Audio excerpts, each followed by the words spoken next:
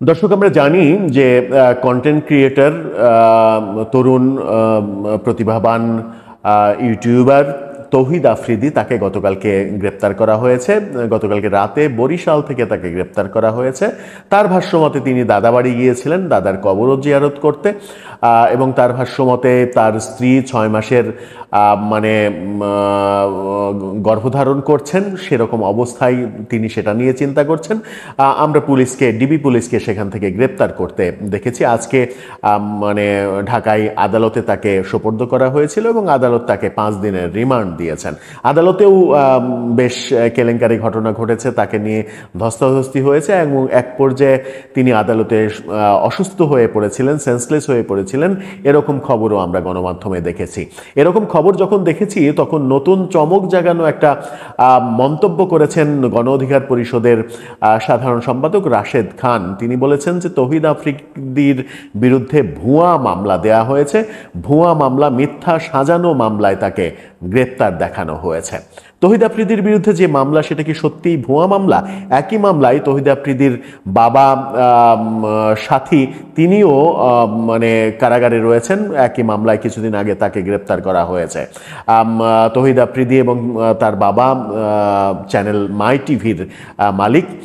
সেরকম পরিস্থিতিতে নতুন করে প্রশ্ন তৈরি করলেন এবার বোধহয় রাশেদ খান। যদি ব্যাপারটা এটা হয় তাহলে সবকিছু ঠিকভাবে এগোচ্ছে কিনা, এই কর্মকাণ্ডগুলো ঠিক হচ্ছে কিনা, সেই প্রশ্ন অবশ্যই উঠবে।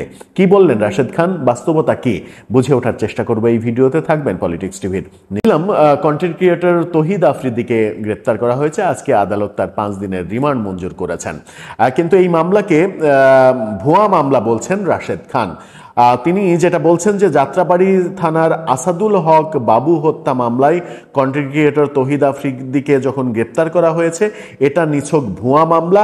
এই মামলায় কেন তাকে গ্রেপ্তার করতে হবে এমন প্রশ্ন গণ অধিকার পরিষদের সাধারণ সম্পাদক রাশেদ খানের। তিনি ফেসবুকে এই রকম মন্তব্য লিখেছেন যাত্রাবাড়ি থানায় হত্যা মামলায় তৌহিদ আফ্রিদিকে গ্রেপ্তার করা হয়েছে, এটা নিছক একটা ভুয়া মামলা। ভুয়া মামলায় কেন তাকে গ্রেপ্তার করতে হবে? সে তেলবাজি করেছে। তেলবাজির মামলায় বা তার বিরুদ্ধে দুর্নীতির কোনো অভিযোগ থাকলে সেটির পরিপ্রেক্ষিতে গ্রেপ্তার করতে পারত।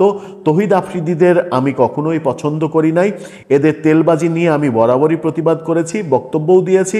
বরাবর বলেছি এসব তেলবাজরা, তরুণরা আইডল হতে পারে না।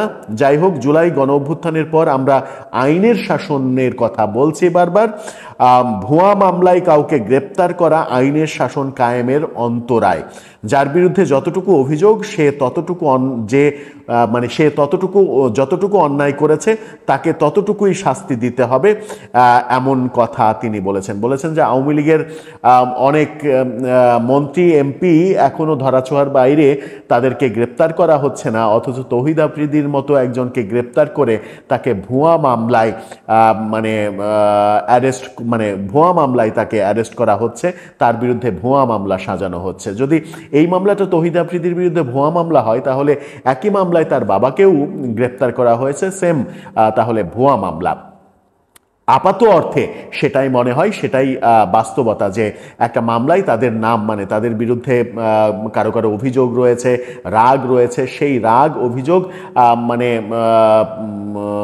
একেবারে পূরণ করার জন্য তাদের বিরুদ্ধে এই মামলা দেওয়া হয়েছে, এটা অনেকে মনে করেন। এবার রাশেদ খান সরাসরি সেই কথাটা বললেন, খুবই গুরুত্বপূর্ণ একটা কথা বললেন যে আইনের শাসন কায়েমের কথা যখন আমরা বলছি তখন ভুয়া মামলায় কাউকে গ্রেপ্তার করা এটা আইনের শাসনের পরিপন্থী কাজ। এর আগে আইন উপদেষ্টাকে আমরা বলতে শুনেছি যে এই সরকারের সব থেকে বিব্রতকর দুটো ঘটনা এই সরকারের সময়, সেটা হচ্ছে যে মব সন্ত্রাস এবং মামলা বাণিজ্য, ভুয়া মামলা বাণিজ্য। যখন সরকার উপলব্ধি করছে যে ভুয়া মামলা বাণিজ্য সারা দেশে হচ্ছে এবং দেশি বিদেশি বিভিন্ন প্রতিষ্ঠানের গবেষণা এবং তদন্তে উঠে আসছে যে সারা দেশে হাজার হাজার লক্ষাধিক, হয়তো হবে লক্ষাধিক ভুয়া মামলা এবং মামলা বাণিজ্যের ঘটনা 5 আগস্টে পট পরিবর্তনের পরে হয়েছে, তখন সরকার কেন সচেতন হচ্ছে না?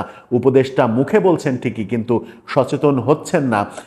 রাশেদ খান যেমন বলেছেন যে তার বিরুদ্ধে তিনি আওয়ামী লীগের তেলবাজি করেছেন, কিংবা তার ডিবি হারুনের সঙ্গে ভালো সম্পর্ক ছিল, এই ব্যাপারগুলো যদি মনে হয় যে এই ব্যাপারগুলো অভিযোগের ব্যাপার, তাহলে সেই ব্যাপারগুলোতেই তার বিরুদ্ধে মামলা করা যেতে পারত। ভুয়া মামলায় তাকে কেন গ্রেপ্তার করতে হবে?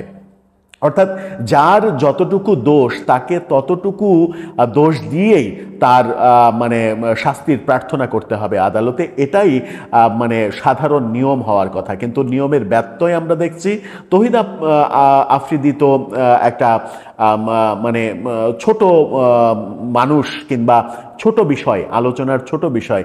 যখন আমরা দেখছি যে সাবেক প্রধান বিচারপতি AVM খায়রুল হকের ব্যাপারেই তার বিরুদ্ধে যে অভিযোগ, মামলার রায় টেম্পার করা, সেই অভিযোগ না এনে তাকেও হত্যা মামলায় মানে মানে দেয়া হয়েছে, তার নামও হত্যা মামলায় ঢুকিয়ে দেয়া হয়েছে, তখন তো মানে প্রশ্ন ওঠেই যে এই যে মামলা বাণিজ্য, ভুয়া মামলা, এর সমালোচনা যখন আইন উপদেষ্টা করছেন, তখন সরকার সত্যি সত্যি এই ব্যাপারে সচেতন কিনা, কিংবা সরকার সত্যিই চায় কিনা যে ভুয়া মামলায় কেউ না ফাঁসুক। আমরা সর্বশেষ দেখলাম 15 আগস্টে সেই আলোচিত রিক্সা চালক ফুল দেওয়ার অপরাধে তাকে একটা হত্যা চেষ্টা মামলায় ঢুকিয়ে দিয়ে তাকে একদিন জেলও খাটানো হলো।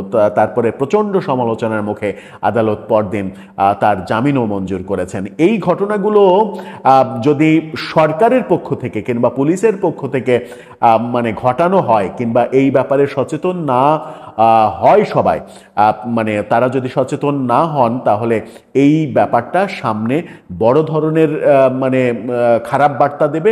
এবং আন্তর্জাতিক অঙ্গনেও এই ব্যাপারটা প্রচুর আলোচনা হচ্ছে। আলোচনা যখন হচ্ছে, তখন ব্যাপারগুলোর সমাধানও প্রয়োজন। কারণ এভাবে একটা সমাজ, একটা দেশ, একটা বিচার ব্যবস্থা চলতে পারে না। মানে আমি যদি অপরাধ করি, আমার যে অপরাধ, সেই অপরাধেই আমার শাস্তি হবে, যদি শাস্তিযোগ্য অপরাধ মনে করেন আদালত। সেই ব্যাপারগুলো বহুভাবে, বহু দিক থেকে, বহু স্টেক হোল্ডার আলোচনায় তুলে আনছেন। আলোচনায় যখন তুলে আনছেন, তখন ব্যাপারটা গুরুত্বের সঙ্গে ভাবা উচিত। তৌহিদ আফ্রিদির ব্যাপারে অনেকের অনেক অভিযোগ রয়েছে। দেশি বিদেশি বিভিন্ন জনকে বিভিন্ন রকমের সমালোচনা করতে দেখা গেছে। এমন অভিযোগও শোনা গেছে যে গত 15 আগস্টে শিল্পীরা যে সামাজিক যোগাযোগ মাধ্যমে বঙ্গবন্ধুকে নিয়ে স্ট্যাটাস দিয়েছেন, সেই স্ট্যাটাস দেয়া শিল্পীদের মাঝে টাকা বিতরণ করেছেন নাকি তৌহিদ আফ্রিদি, এমন অভিযোগও করা হয়েছে। তো এই ব্যাপারগুলো যদি সত্য হয়, তাহলে এই ব্যাপারগুলো তদন্ত করে, তদন্ত যদি প্রমাণ আসে, প্রমাণ পাওয়া যায়, তাহলে সেই ব্যাপারে তার বিরুদ্ধে ব্যবস্থা নেওয়া যেত। কিন্তু রাশেদ খান বলছেন যে যে মামলায় তাকে ফাঁসানো হয়েছে সেটি ভুয়া মামলা। আদতেও সেটি কি ভুয়া মামলা? প্রশ্নটা সেখানে। দর্শক, আপনার কি মনে হয়, ভুয়া মামলাতে কি তৌহিদ আফ্রিদিকে গ্রেপ্তার করা হয়েছে? আবার তৌহিদ আফ্রিদিকে যখন গ্রেপ্তার করা হয়েছে, তখন আমরা দেখেছি যে গত বছর বৈষম্য বিরোধী আন্দোলনের সময় তিনি এই আন্দোলনের পক্ষে পোস্ট দিয়েছেন ফেসবুকে। এরকম একটা পোস্টও সামাজিক যোগাযোগ মাধ্যমে আমরা ভাইরাল হতে দেখেছি, যেখানে রংপুরের আবু সাইদের ছবি দিয়ে তিনি লেখার চেষ্টা করেছেন, এরকম ঠিক একেবারে হুবহু মনে নেই, এরকম লেখার চেষ্টা করেছেন যে আমি 52-র শহীদদের দেখিনি, কিন্তু আবু সাইদ ভাইকে দেখেছি। অর্থাৎ 52 সালে রফিক শফিক জব্বারের সঙ্গে আবু সাইদের তুলনা করেছেন, এরকম একটা পোস্ট দিয়েছেন। যিনি এই কার্যক্রম যিনি করেছেন, তিনি হঠাৎ করে আওয়ামী লীগের দোসর হিসেবে গ্রেপ্তার হয়ে গেলেন, দোসর সাজিয়ে দেয়া হলো। নাকি তৌহিদ আফ্রিদি 2 নৌকাতে পা দিয়ে আসলে তালগোল পাকিয়ে ফেলেছিলেন।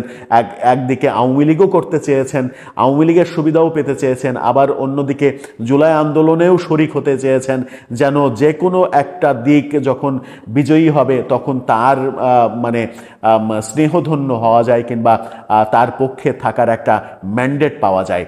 সবগুলোই ঘোলাটে ব্যাপার। দর্শক, আপনার মতামত কি? আপনার মতামত জানিয়ে লিখতে পারেন আমাদের কমেন্ট বক্সে।